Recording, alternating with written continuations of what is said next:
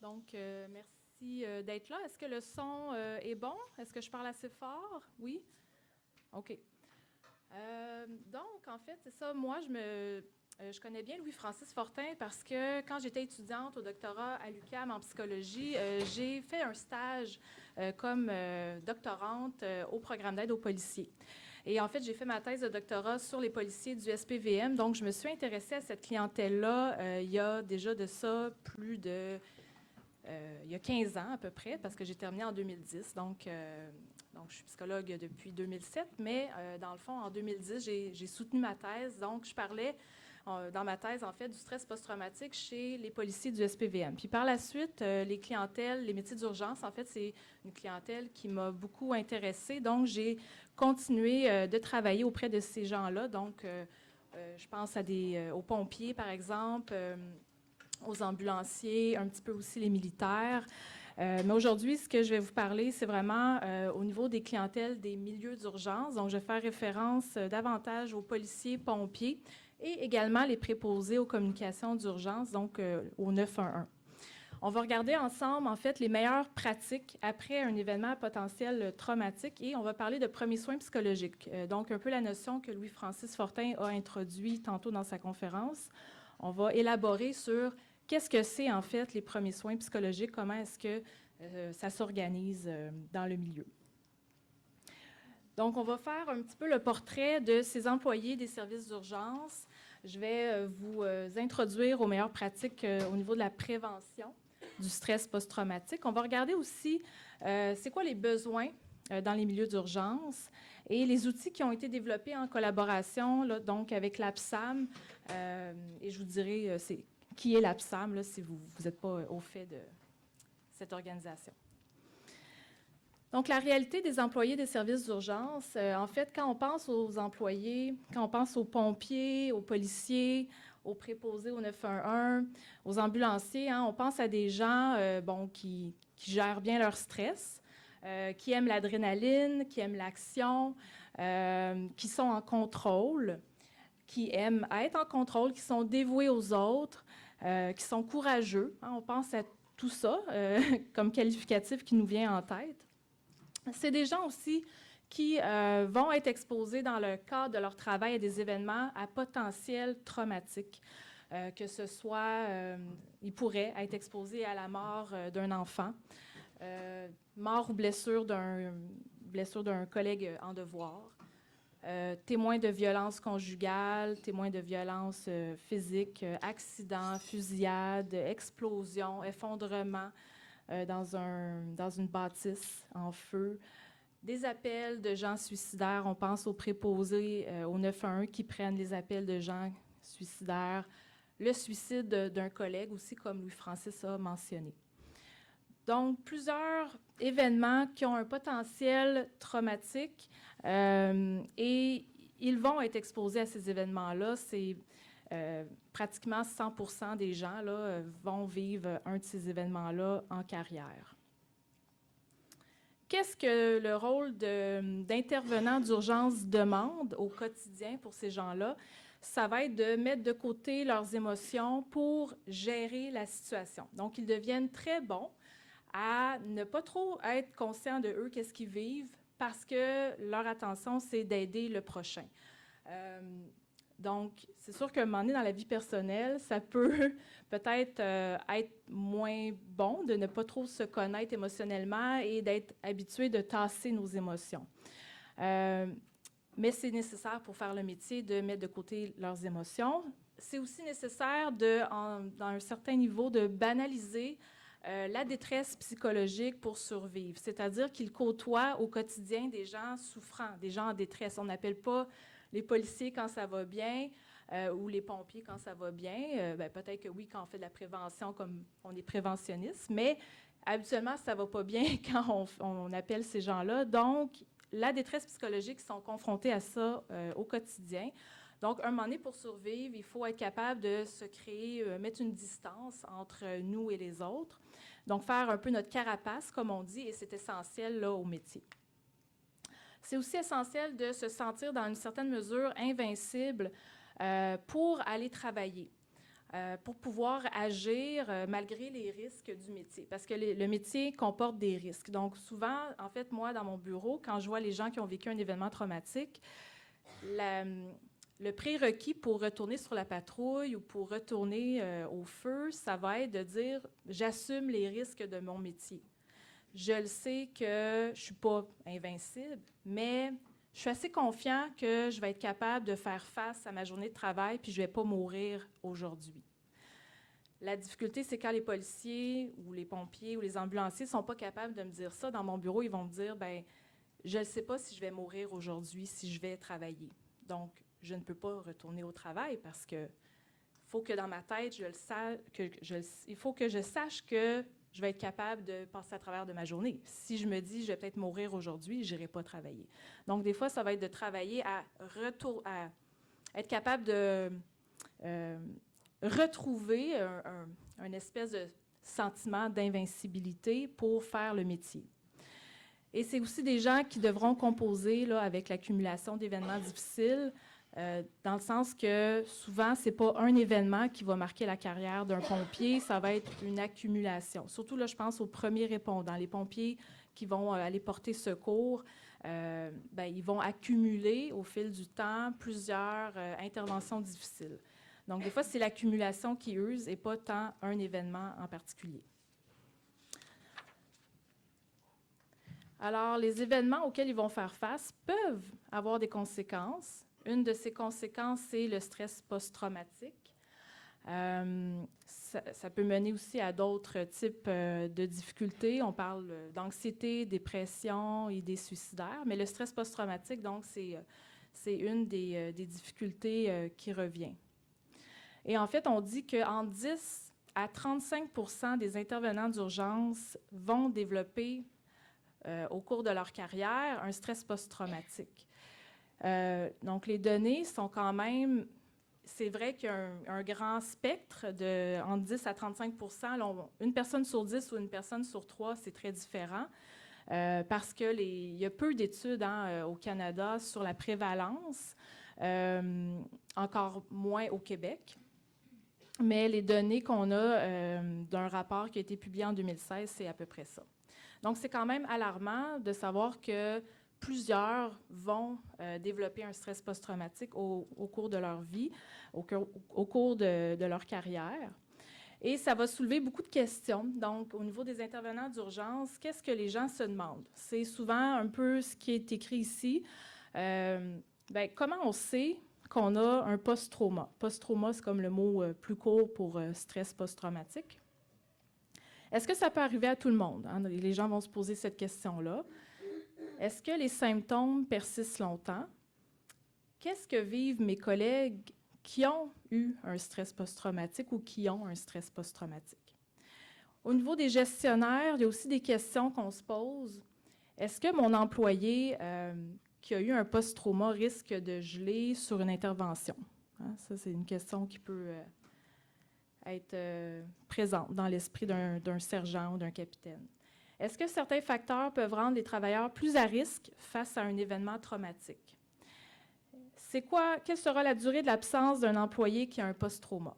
Bon, il y a des choses qu'on n'a pas les réponses. Quelle sera la durée de l'absence? Bien, on ne peut pas répondre à ça, mais c'est le genre de questions que les gens se posent. Donc, l'exposition à des événements, c'est un risque qui fait partie de la réalité du travail là, des intervenants d'urgence. Et l'Association paritaire pour la santé et la sécurité du travail, le secteur affaires municipales, c'est l'APSAM. C'est un organisme sans but lucratif. Donc, l'APSAM a le mandat de développer des outils spécifiques de prévention quand il y a des risques dans les milieux de travail. Donc là, le TSPT, ça a été identifié comme un risque du métier, des métiers d'urgence. Donc, l'APSAM a eu le mandat il faut faire quelque chose. Donc, les objectifs, c'était de sensibiliser et outiller les intervenants d'urgence à faire face aux événements à potentiel traumatique. Ils m'ont sollicité pour collaborer avec eux à développer, en fait, des outils de sensibilisation. Comment on a fait ça? C'est en 2016. L'APSAM, donc, a créé des comités de travail pour 3 clientèles cibles. On a créé 3 comités, un pour les pompiers, police et le 911, donc les préposés aux communications d'urgence. Et à l'intérieur de ces comités-là, on est allé vérifier c'est quoi les besoins que vous avez au niveau du post-trauma, qu'est-ce que vous voulez connaître, qu'est-ce que vous voulez savoir. Donc, les comités de travail ont participé à la réflexion et à la validation là, des outils de sensibilisation qu'on a développés. On a développé des pages web, des affiches, des vidéos. Je vais vous parler là, des outils un petit peu plus tard. Mais dans le fond, je vais vous présenter un peu quelles sont les grandes lignes, en fait, quelles sont les meilleures pratiques au niveau de la prévention. Puis après ça, en lien avec les meilleures pratiques, ce qu'on a fait, c'est qu'on a collé ça pour l'APSAM et on a développé là, des outils en lien avec les meilleures pratiques. Est-ce que ça va jusqu'à présent? Oui. J'ai de la misère avec le micro, en fait. Je ne sais pas si je pourrais faire ça. OK. Donc, on a 3 niveaux de prévention. Prévention primaire, on dit que c'est primaire parce que c'est de la prévention qu'on fait avant les événements traumatiques, ET, événements traumatiques. Lorsqu'arrive l'événement traumatique, on peut faire encore de la prévention, mais on va appeler ça de la prévention secondaire. Donc, avant que le stress post-traumatique se développe, il est temps d'agir pour prévenir le développement du stress post-traumatique. Le stress post-traumatique, c'est un ensemble de symptômes qui se développent quand ça fait 4 semaines en ligne ou 1 mois qu'on a des symptômes. Quand ça ne fait pas 4 semaines, bien, on n'est pas en stress post-traumatique. On est peut-être en trouble de stress aigu, mais c'est encore le temps d'agir pour prévenir le stress post-traumatique. Donc, on fait à ce moment-là de la prévention secondaire. Si après 1 mois, la personne développe malgré tout un stress post-traumatique, bien, on peut quand même faire ce qu'on appelle la prévention tertiaire, c'est-à-dire qu'on va donner, par exemple, une thérapie axée sur le trauma pour empêcher que le TSPT devienne chronique. Plus on agit rapidement, plus les chances de guérison augmentent. Est-ce que vous savez, c'est combien de temps que les gens attendent en moyenne avant de consulter après un événement traumatique? Combien de temps ils attendent avant d'aller chercher de l'aide psychologique? Longtemps. Alors là, on me dit combien? 6 mois. Là, j'entends 2 ans. 1 an. Qui dit mieux? Jamais. La moyenne, c'est 7 ans. Oui. Donc, moi, je travaille au Centre d'études sur le trauma à l'Institut universitaire en santé mentale de Montréal. Les données qu'on a, c'est que les gens attendent en moyenne 7 ans avant de venir nous consulter. Donc, on a des gens qui, oui, sont venus rapidement, on encourage ça, mais il y a des gens que ça fait déjà 10 ans qui ont un stress post-traumatique ou des fois, il y en a qui ne consultent pas aussi, là. Mais la moyenne, c'est 7 ans. Donc, en prévention tertiaire, on évite que les gens, le TSPT dure 7 ans. On essaye de pouvoir donner des soins le plus rapidement possible. Si on peut aller vers les gens et leur offrir des services, bien, tant mieux. Quand arrive un événement traumatique, aussi, ce qui est important de comprendre, c'est qu'il y a des phases différentes au niveau du processus de récupération de la victime.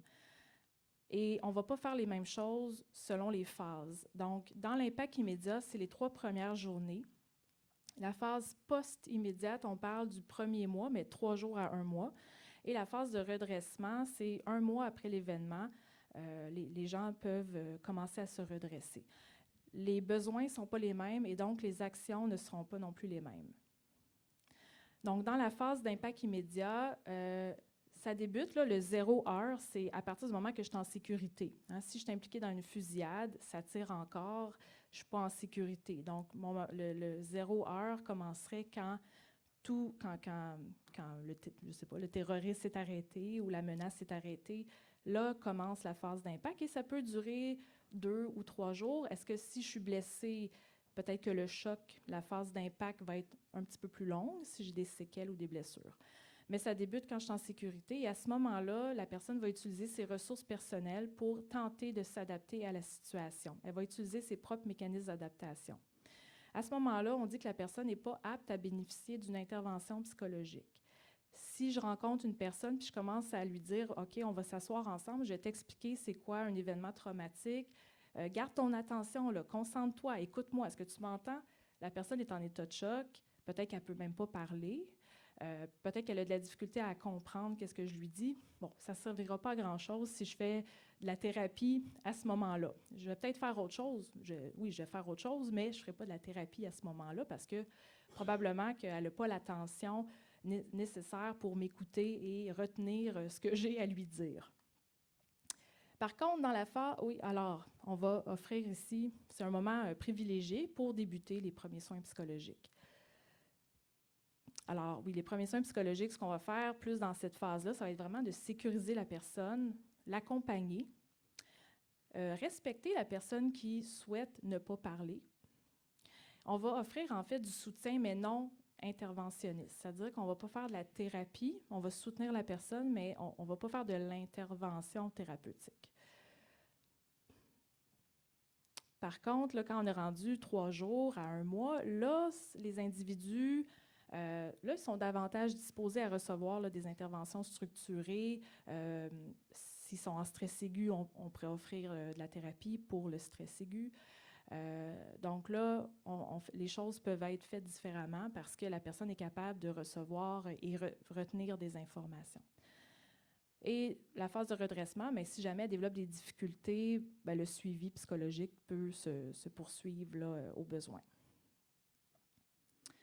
Donc, quand on parle d'intervention précoce ou ce qu'on peut faire après l'événement traumatique, en prévention secondaire, bien, dans la phase d'impact immédiat, on a dit les 3 premiers jours, c'est les premiers soins psychologiques. Et par la suite, bien, moi, ce qui m'intéresse, c'est de savoir est-ce que la personne présente un stress aigu. Est-ce qu'elle a suffisamment de symptômes pour dire qu'elle aurait un diagnostic de stress aigu? À ce moment-là, bien, je pourrais lui offrir une thérapie cognitivo-comportementale très précoce, c'est-à-dire rapidement, là, et on pourrait prévenir le développement du TSPT. Alors, on est en prévention secondaire, on essaie de prévenir le développement du stress post-traumatique. L'idée aussi, c'est que quand il y a un trauma de masse qui implique plusieurs victimes, ça va être important quand même de faire du triage, c'est-à-dire de vérifier, bien, c'est qui les gens les plus à risque, et je vais peut-être aller donner mon soutien vers les gens les plus à risque. Mais même s'il y a quelqu'un que j'ai considéré qui n'était pas à risque dans la première phase, dans les premières journées, je voudrais garder un œil dessus. Hein? Donc, si, par exemple, je ne sais pas, moi, on est des pompiers, on a vécu une intervention difficile, quelqu'un va bien la première journée, bien, ça n'empêche pas que je vais continuer, si moi je suis une sentinelle ou un père aidant, de garder un œil quand même sur les gens, comment ils évoluent au fil des journées, parce que des fois, ça va bien. Hein, les gens, des fois, sont gelés émotionnellement, fait qu'ils se disent « Non, moi, tout va bien sauf qu'ils vont dégeler dans les prochains jours, puis c'est là que des fois, les symptômes apparaissent. Donc, je vais continuer de faire une veille attentive. Donc là, on va regarder plus spécifiquement qu'est-ce que c'est les premiers soins psychologiques. Donc, les objectifs, c'est vraiment d'offrir une aide immédiate, de réduire la détresse initiale causée par le trauma, favoriser l'adaptation fonctionnelle à court, moyen et long terme. Et les moyens privilégiés, en fait, ce n'est pas très compliqué, là, les premiers soins psychologiques, mais c'est d'offrir de la chaleur humaine, un sentiment de réconfort, aider la personne à retrouver un sentiment de sécurité et de calme, offrir du soutien de façon non interventionniste et offrir de l'information. Il y a 8 composantes des premiers soins psychologiques. Et là, je vais faire appel à votre mémoire parce que présentement, tout va bien, vous n'êtes pas traumatisé, vous devriez être capable d'encoder l'information que je vous donne et être capable d'aller la chercher tantôt. Fait que je vais vous montrer un extrait de film tantôt et vous allez essayer de répertorier dans l'extrait de film les composantes des premiers soins psychologiques qui ont été faites en 2 minutes. Donc, tantôt, dans l'extrait de film de 2 minutes, il va y avoir plusieurs actions des premiers soins psychologiques qui vont être effectuées. Fait que c'est juste pour dire que ce n'est pas très compliqué, les premiers soins psychologiques. Il faut juste être capable de savoir qu'est-ce que c'est. Fait que première action, prendre contact avec la victime et s'engager à l'aider. On voit ici que c'est un petit peu, on est là-dedans. Prendre contact, c'est peut-être aller se présenter. Ici, c'est quelqu'un de la Croix-Rouge qui va vers une personne, on ne sait pas trop, là, ici, mais bon, elle a l'air mal en point, blessée peut-être, on ne sait pas, mais donc, initier un contact, aller se présenter à la personne. Je m'appelle Mélissa Martin, je suis intervenante psychosociale pour la Croix-Rouge, je suis ici pour vous aider. Alors, je me présente. Quel est ton nom, par exemple? Prendre contact. S'assurer de la sécurité de la victime. Numéro 2, favoriser un confort physique et émotionnel. Alors, je pourrais demander, je vois que, je ne sais pas, mettons, je pourrais demander, est-ce que tu as besoin de boire un verre d'eau? Est-ce que tu aimerais ça que j'aille chercher une serviette pour t'essuyer? Elle a l'air sale un petit peu dans le visage. Peut-être que le confort n'est pas... Je me sens collante, je me sens sale. Est-ce que tu voudrais qu'on t'essuie? Hein? Bon, est-ce qu'on va t'amener un petit peu plus loin ou est-ce que tu es en sécurité? Donc, c'est des actions comme ça qu'on peut donner, qu'on peut dire à la personne. On peut aussi stabiliser et calmer par une technique d'ancrage ou de grounding. En fait, le grounding, c'est simplement de prendre conscience du moment présent par les pieds qui touchent le sol. C'est tout simple, le grounding, mais c'est de dire à la personne, si elle n'est pas blessée, bien sûr, aux pieds, viens, on va s'asseoir et on va juste comme bouger les orteils dans les souliers, puis juste comme prendre contact avec l'environnement présent, où on pourrait dire, par exemple, on va s'asseoir, puis juste comme appuyer notre dos contre le dossier de la chaise, puis juste prendre contact avec la sensation du toucher dans le moment présent pour revenir dans le corps. C'est sûr que si le corps est très blessé, on ne va pas faire un grounding peut-être avec le corps. On pourrait dire, par exemple, dans mon bureau, par exemple, avec les clients qui ont tendance à dissocier, je peux avoir du café. Donc, j'ai des grains de café parce que c'est une odeur que les gens apprécient. Si les gens n'aiment pas le café, on peut prendre de l'eucalyptus ou des huiles essentielles, mais l'idée, c'est de dire, on va sentir une odeur pour se ramener dans le moment présent, parce que présentement, là, tu viens de vivre des émotions intenses, tu n'es pas tout à fait là, tu es un petit peu encore dans l'événement, on va se remettre dans le moment présent. Donc, stratégie de grounding. On pourrait aussi inviter la personne à respirer lentement pour diminuer les battements cardiaques. Donc ça, c'est vraiment si la personne, on voit qu'elle n'est pas là, on voit qu'elle est errante.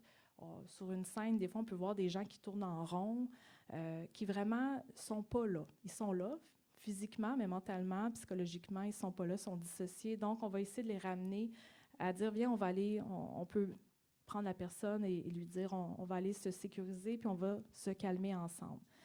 On va aussi recueillir de l'information. Quel est ton besoin spécifique immédiat?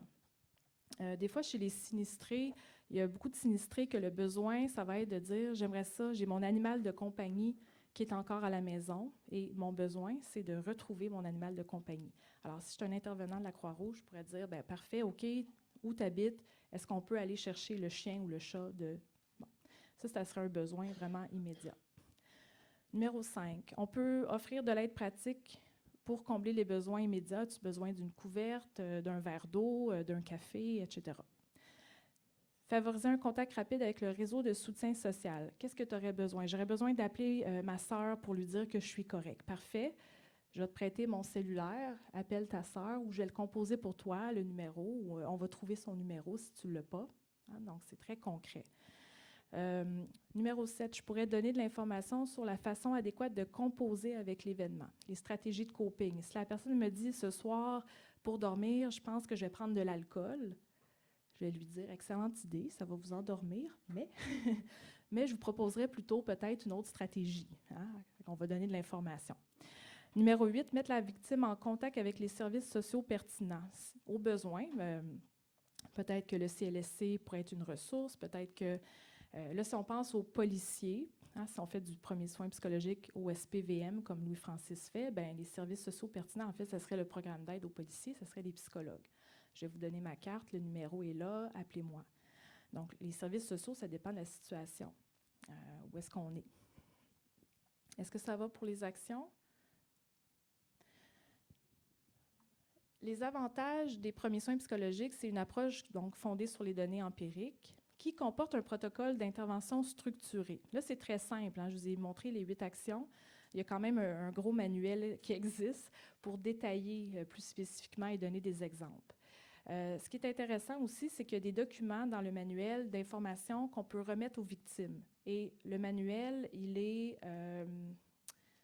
en fait, sur le site à la fin, il y a une version anglaise, mais je pense que l'Organisation mondiale de la santé a aussi sa version française. Je suis pas mal sûre.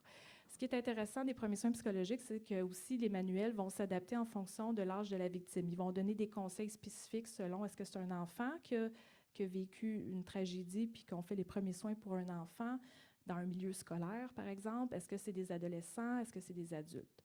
On va aussi... le manuel va s'adapter en fonction, est-ce que c'est un trauma de masse, comme un crash d'avion, un désastre naturel comme un tremblement de terre, ou est-ce que c'est du terrorisme, ou etc. Selon l'appartenance culturelle aussi, il y a des informations. Et est-ce qu'on intervient auprès d'un individu, d'une famille ou d'un groupe? Donc, tout ça est adapté là, dans le manuel. Vous pouvez avoir différents manuels pour différentes situations. Donc, Premiers soins psychologiques, c'est disponible là, en ligne. Je vais vous donner les références à la fin. Donc là, je vous ai parlé tantôt qu'il fallait retenir les 8 actions parce que vous allez être capable de les identifier dans l'extrait de film que je vous présente. À main levée, est-ce qu'il y en a qui ont déjà vu Captain Phillips? Ah, pas tant de monde. OK. Alors, Captain Phillips, c'est l'histoire vraie, en fait, d'un capitaine de bateau, Tom Hanks. C'est lui qui joue le rôle de Captain Phillips. Et il est pris en otage par des pirates somaliens. C'est une situation qui arrive quand même. Bon, je ne dirais pas fréquemment, mais ça arrive. Habituellement, ceux qui sont pris en otage, c'est rare qu'on les retrouve vivants. Donc, l'histoire de Captain Phillips, c'est une histoire vraie qui a une fin heureuse parce que l'armée américaine a réussi à intervenir et à arrêter les pirates somaliens. Et donc, Captain Phillips a réussi à s'en sauver. Bon, si vous n'avez pas vu le film, c'est plate parce que je montre vraiment une des scènes finales. Fait que je vous vends le punch. Mais ça va peut-être vous donner le goût d'aller voir l'histoire. Ce que je veux vous dire, c'est que là, ce qui va se passer dans la scène que je vais vous montrer là, de 2 minutes, c'est que Captain Phillips, on lui a bandé les yeux, les pirates somaliens ont tiré, il pensait mourir. Il était convaincu qu'il se faisait tirer sur lui, mais finalement, c'est l'armée américaine qui a tiré les pirates somaliens. Donc, il y a du sang des pirates d'un Somalien, il y a du sang sur lui. On l'amène à l'infirmerie. Alors, la scène que vous allez voir, c'est l'infirmière qui est dans la marine, qui va donner les premiers soins physiques à Tom Hanks. Mais elle ne fait pas juste les premiers soins physiques, elle va faire les premiers soins psychologiques en même temps. C'est sûr que les premiers soins physiques, c'est les blessures, on va penser les blessures, mais portez attention à ce qu'elle fait et elle va faire plusieurs actions des premiers soins psychologiques. Donc, je vous fais partir l'extrait.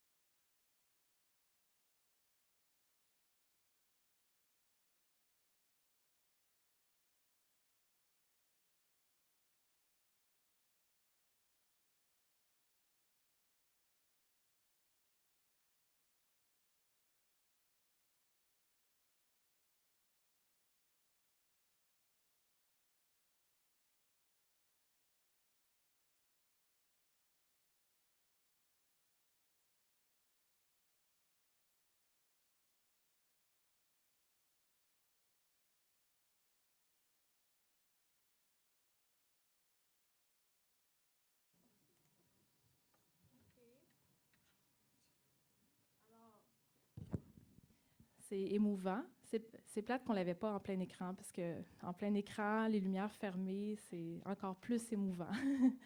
Mais il y a plusieurs actions qu'elle fait. Est-ce que vous êtes capable de les nommer? Oui. Ben, le mot important, c'est vraiment accompagnement. Là. Elle fait chaque petite étape avec lui. Oui. Elle réassure à chaque petite étape. Oui. Même quand il demande est-ce que vous pouvez parler, mais en fait, elle parle à sa place même. Oui. C'est vraiment accompagnement. Mm-hmm. Et elle fait aussi beaucoup de techniques de stabilisation. Oui. Elle revient toujours à sa respiration. Oui. Et j'ai oublié de vous dire, une autre technique d'ancrage, c'est « regarde-moi ». Donc, le regard, look at me. Alors, prendre contact avec la victime. En fait, au tout début, elle dit I'm Chief O'Brien, I'll be your je sais pas trop, today. Bon, elle se présente. Numéro 1, favoriser un confort physique et émotionnel. Elle semble quand même, bon, elle donne les premiers soins. C'est sûr que c'est douloureux peut-être de toucher à certains endroits, mais je pense qu'elle essaye de, numéro 2, stabiliser, oui. Respirer, oui. Recueillir de l'information, elle essaye, mais il n'est pas capable de parler. Il est en état de choc. Alors, c'est sûr que l'information, est-ce que le sang vient de toi? Ici, c'est bon. C'est sûr que elle... en fait, un moment donné, il y a un besoin, le besoin de... est-ce que ma famille sait? Et là, elle va lui dire oui, elle va le rassurer sur sa sécurité. You're safe now and your family know. Donc, elle va même le rassurer à plusieurs reprises qu'il est maintenant en sécurité. Il faut qu'elle lui répète l'information parce qu'il ne comprend pas. Il est en état de choc, donc il faut répéter. Et elle dit oui, ta famille le sait, même que tu vas pouvoir leur parler dès que... bon, alors, le contact vers le réseau de soutien est également fait. Donc, les actions, si on résume les actions... les mots-clés, là, c'est calmer la personne, sécuriser, réconforter et soutenir. Donc, c'est vraiment ça qu'elle a fait en 2 minutes à peu près. Donc, c'est ça. Les premiers soins psychologiques, ça peut ressembler à ça. Alors, les outils qu'on a développés pour l'APSAM, donc là, je reviens en prévention primaire. Ce qu'on a fait, c'est qu'on a voulu sensibiliser les travailleurs. Donc, avant même les événements, on veut pouvoir parler c'est quoi les événements traumatiques, c'est quoi les conséquences, qu'est-ce qu'on peut faire, donc tout ça. Les gens nous ont dit dans les comités de travail, au niveau des pompiers, police 911, que ce qu'ils voulaient qu'on parle dans le contenu qu'on a développé, c'est de dire, bien, souvent, c'est l'accumulation qui nous use. Ce n'est pas tant un événement que l'accumulation. On voudrait aussi que vous puissiez dire à nos membres que c'est normal d'avoir des réactions quand on vit des choses. Que même si on est préparé pour aller sur la patrouille, on est préparé, on est formé, bien, on n'est pas immunisé contre le développement du stress post-traumatique. Trop souvent, les gens pensent que parce qu'ils sont préparés, ils ne vont pas développer de stress post-traumatique ou que tel événement n'est pas traumatique parce qu'ils sont préparés, mais c'est faux. Ça se peut aussi que le post-trauma survienne des années plus tard. Hein? Donc, des fois, ce n'est pas tout de suite. C'est comme insidieux, malheureusement, parce que des fois, c'est l'accumulation qui fait qu'à un moment donné, un événement vécu il y a 20 ans va venir nous déranger, mais 20 ans plus tard. Donc, c'est un peu ça les éléments qu'ils voulaient qu'on parle, mais il y a plus que ça, là. Donc, ce qu'on a fait avec l'APSAM, c'est qu'on a créé des affiches, des capsules vidéo et du contenu web. Donc, on a créé des affiches avec vraiment des gens du milieu. Donc là, on a pour les répartiteurs, pour les policiers, pour les pompiers. Donc, on est vraiment allé chercher des gens dans le milieu. Et les affiches sont disponibles dans, en fait, n'importe quel service de police ou pompier peut avoir les affiches disponibles, n'a qu'à faire la demande auprès de l'APSAM et on envoie des affiches. Et l'idée de l'affiche, c'est vraiment d'inviter les gens à être curieux puis d'aller en savoir plus sur le site web. Parce que c'est sûr qu'une affiche, ça ne dit pas tout, mais c'est d'inviter les gens à aller sur le site. On a aussi créé des capsules vidéo très, très courtes pour, on pourrait dire, puncher, pour amener les gens à, justement, en savoir plus. Ce qui est intéressant aussi avec les capsules vidéo, je vais vous en présenter une, c'est que pour, des fois, les conjoints qui ne font pas le métier, ils veulent savoir c'est quoi être sur un un corps de travail, par exemple, être préposé au 911. C'est quoi, à quoi ça peut ressembler quand ça brasse. Donc, peut-être que vous êtes curieux aussi. Je vais vous montrer la capsule qu'on a fait. En fait, que l'APSAM a fait, mais j'ai été consultante pour ça. Donc, je vais vous montrer ici. Donc, c'est très court, c'est 30 secondes. L'idée, c'est vraiment d'attirer le regard puis de pouvoir en apprendre plus.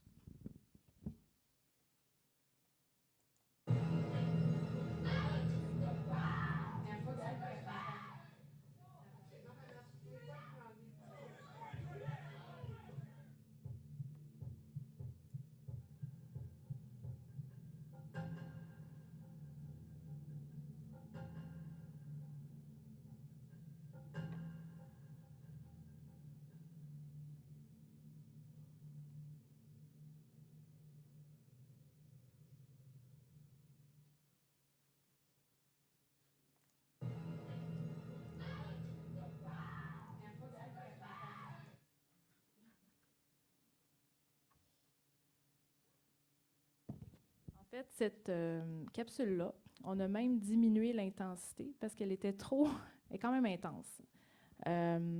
L'idée, c'est pas de traumatiser les gens qui ont déjà un stress post-traumatique, là. Alors, on a comme un peu diminué l'intensité, mais je vous dirais que parmi les 3 capsules vidéo, c'est celle qui est la plus intense. Bien, quelqu'un qui ne connaît pas le métier de préposé, ben, en tout cas, on n'a qu'à aller voir ça, puis peut se figurer un peu c'est quoi être un préposé. Le site web de l'APSAM est ici, puis après ça, vous pouvez cliquer dans chacune des sections pour aller chercher plus d'informations.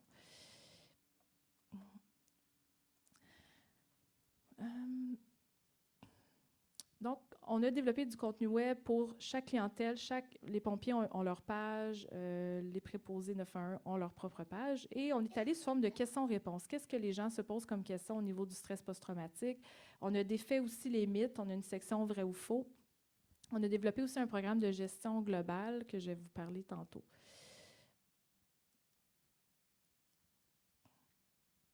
Je pense que l'ordinateur... OK. Donc ça peut être quelques questions-réponses qui sont sur le site et les gens peuvent aller cliquer sur les questions pour avoir plus d'informations. On a donc aussi des sections. Ce qui est intéressant, c'est que on a développé du contenu, mais pas juste pour le travailleur, mais aussi pour les collègues, pour aussi le gestionnaire, que ce soit le sergent, le capitaine ou les proches. J'ai souvent, moi, plusieurs clients qui me disent, bon, par exemple, si mon chum, ma blonde, n'est pas policier, n'est pas pompier, pompière, ben dans le fond, je ne sais pas, ça ressemble à quoi la réalité du métier. Je ne comprends pas c'est quoi un événement traumatique au travail, c'est quoi le stress post-traumatique. Donc, souvent, moi, ce que je dis, ben c'est parfait. Je vais vous donner le lien. Vous allez pouvoir le donner à votre conjointe et elle pourra aller lire sur qu'est-ce que c'est. Hein, c'est quoi la réalité du métier de mon conjoint. Bon, alors, le contenu, il est déjà développé. La personne peut aller lire. Ça ouvre aussi la communication entre le conjoint et la conjointe. Ce qui est intéressant aussi, là, on est dans la section pompiers, mais en fait, on aurait le contenu, on a du contenu vraiment adapté avec des exemples pompiers, police 911.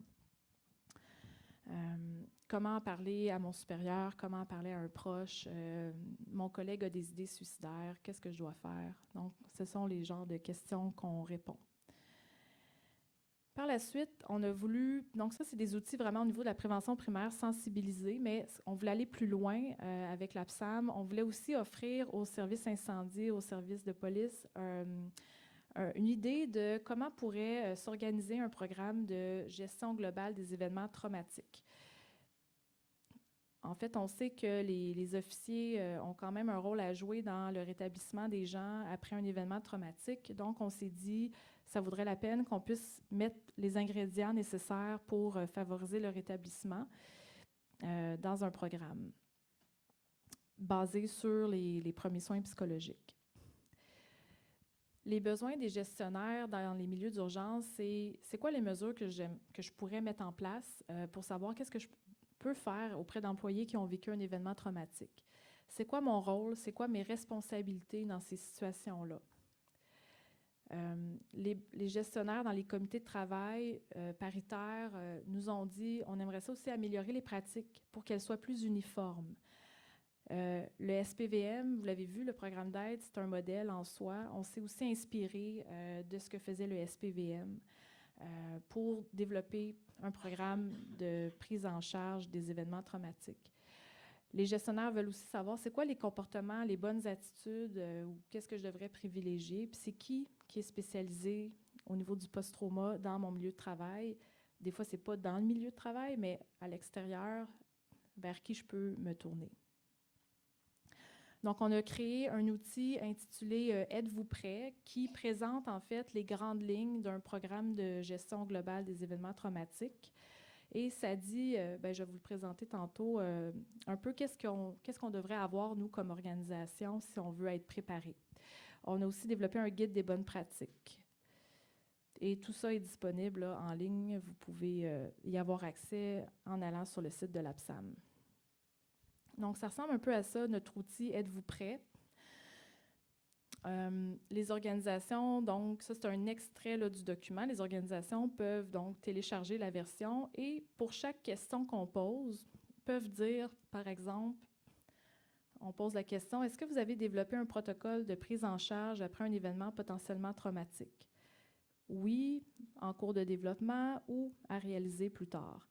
Et là, on y va plus spécifique. Est-ce que le protocole prévoit les interventions de soutien à effectuer auprès des travailleurs exposés, les ressources à référer, la procédure de déclaration d'accident du travail, les actions à mettre en œuvre? Et là, on est juste dans la section prévention avant un événement. Il y a des choses qu'on peut mettre en place, mais après ça, c'est après un événement, qu'est-ce qu'on peut faire lors du retour au travail d'un employé, qu'est-ce qu'on peut mettre en place. Il y a plusieurs éléments qui sont à mettre en place si on veut faire de la prévention. Donc, l'idée, c'est de dire aux services incendie ou police, regardez quels éléments font déjà partie de votre programme, puis découvrez lesquels seraient à améliorer ou à ajouter à votre prise en charge. Par la suite, le guide des bonnes pratiques du gestionnaire et des sentinelles, c'est de regarder qu'est-ce que les officiers peuvent faire en termes de mesures de soutien organisationnel. Les sentinelles, c'est les pairs aidants ou c'est les gens, en tout cas, qui ont été déterminés comme étant les gens qui allaient appliquer les premiers soins psychologiques. Ça peut être un sergent, ça peut être un agent senior, donc on parle de police, ça pourrait être un moniteur en emploi de la force, ça pourrait être un père aidant qui a été formé pour ça. L'idée, c'est d'avoir des gens qui vont pouvoir faire les actions des premiers soins psychologiques s'il arrivait un événement. Donc, ce que vous avez vu dans la vidéo de Captain Phillips, c'est sûr que les policiers ne feraient pas les premiers soins physiques, mais la sentinelle qui est dédiée aux premiers soins psychologiques pourrait faire les actions des premiers soins psychologiques auprès des collègues là, qui sont impliqués dans l'événement. Ces actions-là peuvent être faites aussi par le sergent, s'il n'est pas impliqué dans l'événement, ou un lieutenant ou un capitaine. Donc, ce qu'on a fait, c'est qu'on a vraiment détaillé par moment. Donc, si on est dans le 0-24 heures, ce que la personne pourrait faire, par exemple, celle qui fait les premiers soins psychologiques pourrait justement, ce qu'on vise, c'est de calmer, sécuriser, répondre aux besoins de base et soutenir les policiers impliqués dans l'événement. Donc là, on a des exemples de qu'est-ce que je peux faire pour toi? Qu'est-ce que tu as besoin?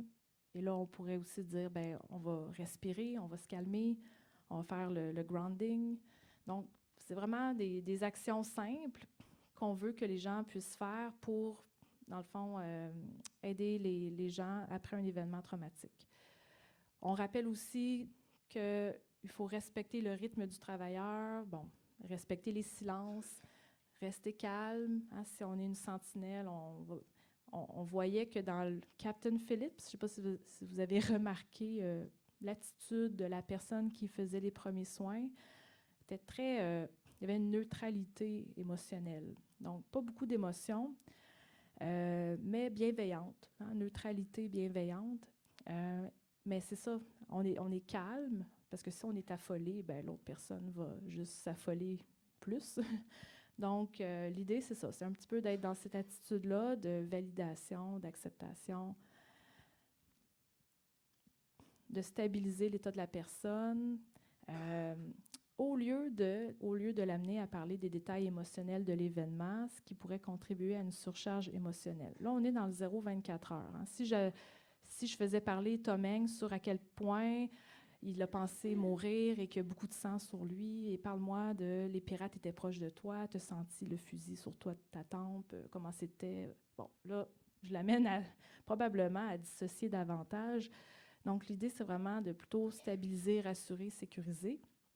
Donc, peu d'aspects émotionnels dans les premiers soins psychologiques. On va valider, accueillir les émotions, mais on ne va pas mettre l'emphase sur « parle-moi de à quel point tu as eu peur de mourir ».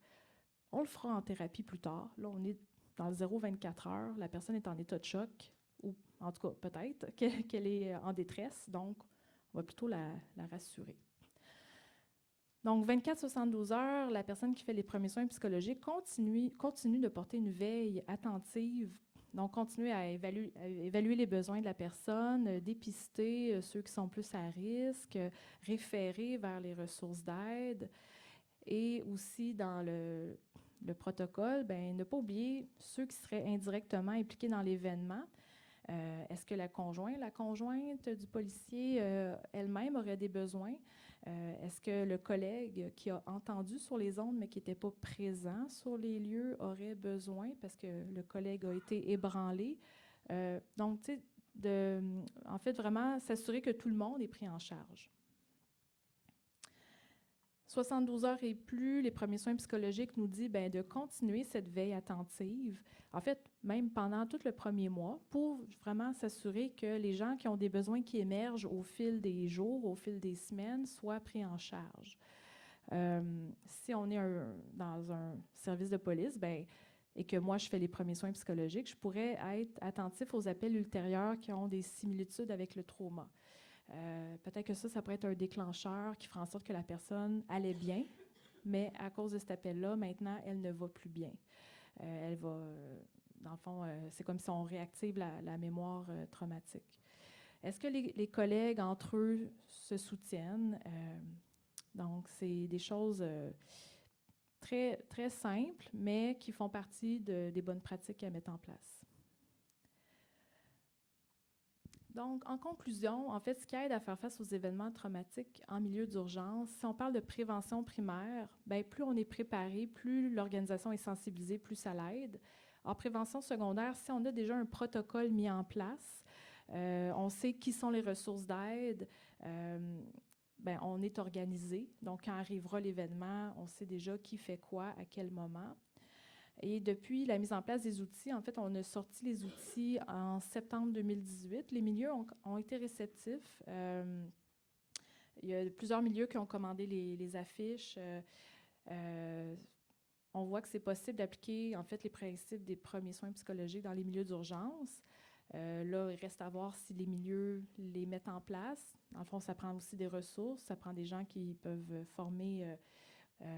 parce que c'est bien beau d'avoir écrit un protocole, mais ça prend des gens qui prennent le dossier. Et puis, je pense que aussi les recherches futures devraient étudier davantage l'impact de l'implantation des premiers soins psychologiques dans ces milieux. Ça serait intéressant d'avoir des études là-dessus. Ici, ce sont les collaborateurs pour le développement des outils. Tous les outils que je vous ai présentés, en fait, sont disponibles à l'adresse de l'APSAM. Je vous ai parlé aussi que vous pouviez aller pour le manuel des premiers soins psychologiques, vous pouvez aller sur le site en fait, ça s'appelle le National Center Traumatic Stress Network, National Child Traumatic Stress Network, si je me souviens bien. Et puis, on a l'application même mobile des premiers soins psychologiques. Vous avez aussi l'Organisation mondiale de la santé qui a un manuel de premiers soins psychologiques. Je vous ai mis aussi donc d'autres organisations au niveau du trauma, puis ici les données probantes avec le NIS qui parle des premiers soins psychologiques. Donc, ça, c'est les ressources, les références. Donc, voilà, en fait, ça fait le tour de ma présentation d'aujourd'hui. On est dans le temps. Merci.